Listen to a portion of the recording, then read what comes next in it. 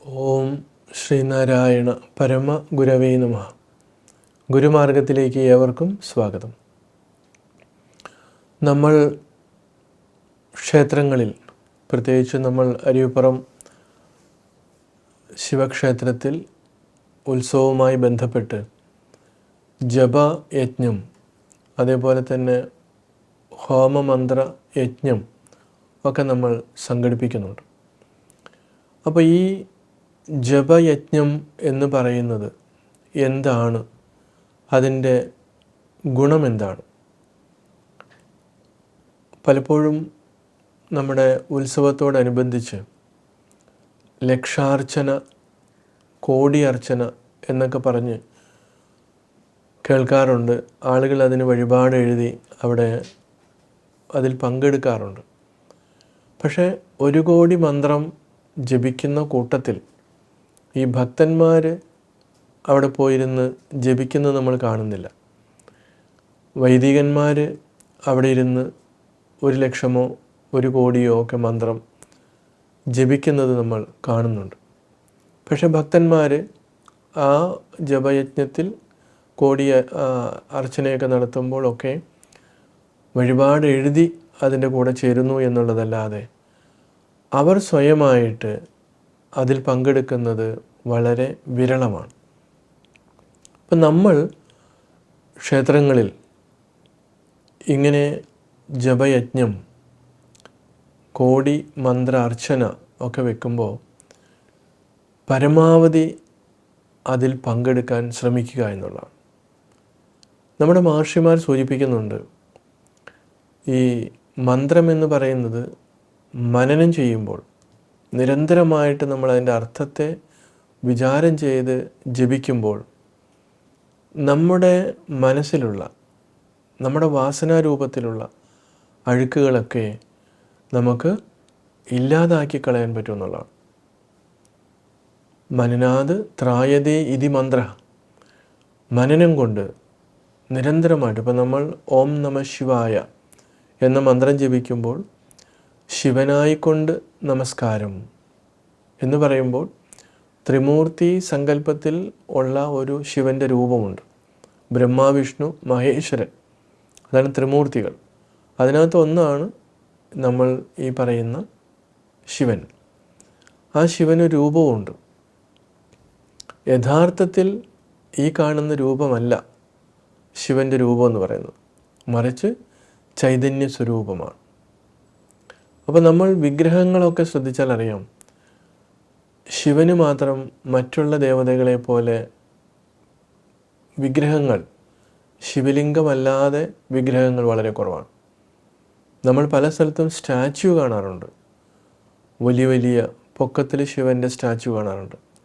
പക്ഷേ ക്ഷേത്രങ്ങളിൽ അങ്ങനെയുള്ള പ്രതിമകൾ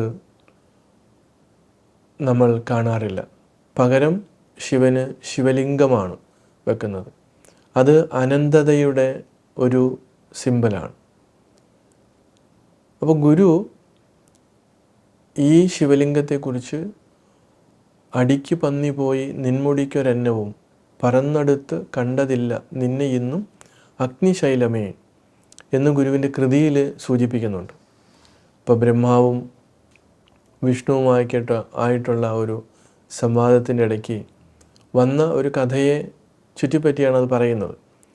അപ്പോൾ അവിടെ അതിനകത്തുള്ളൊരു വാദം, ഈ ശിവലിംഗത്തിൻ്റെ മുകൾ ഭാഗം കണ്ടുപിടിക്കുക, അതേപോലെ ഇതിൻ്റെ അടിഭാഗം കണ്ടുപിടിക്കുക. ഇത് കണ്ടുപിടിച്ച് ആരാണോ വരുന്നത് ആ ആൾക്ക് സമ്മാനമുണ്ടെന്നാണ്. പക്ഷേ അത് രണ്ടും കണ്ടുപിടിക്കാൻ സാധിച്ചില്ല എന്ന് പറയും. ഒരു സിംബോളിക്കായിട്ടുള്ള ഒരു സംഭവമാണ്. കാരണം മംഗളസ്വരൂപൻ എന്നാണ് അതിൻ്റെ, ശിവൻ എന്നുള്ളതിന് വേറൊരു അർത്ഥം മംഗളസ്വരൂപൻ, ചൈതന്യ സ്വരൂപൻ. അപ്പോൾ ഈ ചൈതന്യത്തിന് പ്രത്യേകിച്ച് രൂപമില്ല, അതൊരു ഓവൽ ഷേപ്പിലാണ് വരുന്നത്. അപ്പം നമ്മുടെ ഈ രീതിയിലുള്ള നമ്മുടെ ഭൂമിയുടെ ഷേപ്പായാലും പലതും നോക്കുമ്പോൾ അവിടെയൊക്കെ കൃത്യമായിട്ട് മഹർഷിമാർ അതിന് ഒരു ശാസ്ത്രീയമായ കാരണങ്ങൾ പറഞ്ഞു കൊടുക്കാറുണ്ട്. അപ്പോൾ ഇവിടെ ജപിക്കുമ്പോൾ മംഗളസ്വരൂപനായിട്ടുള്ള ആ ശിവസ്വരൂപത്തിനായിക്കൊണ്ട് നമസ്കാരമെന്നാണ്. അപ്പോൾ ഇതിൻ്റെ അർത്ഥം നമ്മൾ മനസ്സിലാക്കുമ്പോഴോ ചൈതന്യ സ്വരൂപമാണ്. ആ ചൈതന്യം എന്ന് പറയുന്നത് നമ്മുടെ ഉള്ളിൽ കുടികൊള്ളുന്ന ആ ചൈതന്യം തന്നെയാണ് താനും. നമ്മൾക്ക് എന്തുകൊണ്ടത് മനസ്സിലാകാതെ പോകുന്നത്? നമ്മളിൽ കുടികൊണ്ടിരിക്കുന്ന ജന്മജന്മാന്തരങ്ങളായിട്ട് വന്നിരിക്കുന്ന കാമ, ക്രോധ, ലോഭ, മോഹ, മതമാത്സര്യാദികൾ. അതുകൊണ്ടാണ് അത് മുച്ച് മൂടിപ്പോയിരിക്കുകയാണ്. അതുകൊണ്ട് എന്ത് സംഭവിക്കുന്നു? നമുക്കിത് കാണാൻ പറ്റുന്നില്ല. പലപ്പോഴും നമ്മളുടെ ആകാശം മേഘാവൃതമാണെങ്കിൽ സൂര്യൻ ഉദിച്ചാലും നമ്മൾക്ക് സൂര്യനെ കാണാൻ പറ്റില്ല. പക്ഷേ സൂര്യനിൽ കാർമേഘങ്ങളില്ല, ഇരുട്ടില്ല. ഈ മനുഷ്യൻ നിൽക്കുന്ന ഭൂമിയിൽ ഇവൻ്റെ കണ്ണിൻ്റെ ഇടയ്ക്ക്, സൂര്യൻ്റെയും ഇതിൻ്റെ ഇടയ്ക്ക് ഒരു മായ, ഒരു മൂടുപടം. അതുകൊണ്ടാണത് കാണാൻ പറ്റാതിരിക്കുന്നത്.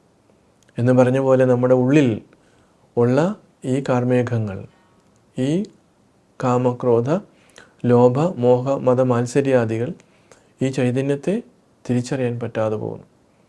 അതിനെ ഇല്ലാതാക്കുക എന്നുള്ളതാണ്, അല്ലെങ്കിൽ അത് ഇല്ലാതാകുന്നു എന്നുള്ളതാണ് നമ്മളുടെ മന്ത്രജപത്തിലൂടെ നമുക്ക് ലഭിക്കുന്നത്. യജ്ഞത്തിലൂടെയും അങ്ങനെ തന്നെയാണ്. തീർച്ചയായിട്ടും അത് അറിഞ്ഞ് മനസ്സിലാക്കിക്കൊണ്ട് നമ്മൾ ഇങ്ങനെയുള്ള ജപത്തിലും യജ്ഞത്തിലുമൊക്കെ പങ്കെടുത്ത് നമ്മുടെ മനുഷ്യജന്മം കൃതകൃത്യമാക്കുവാൻ ശ്രമിക്കുക. ഏവർക്കും നമസ്കാരം.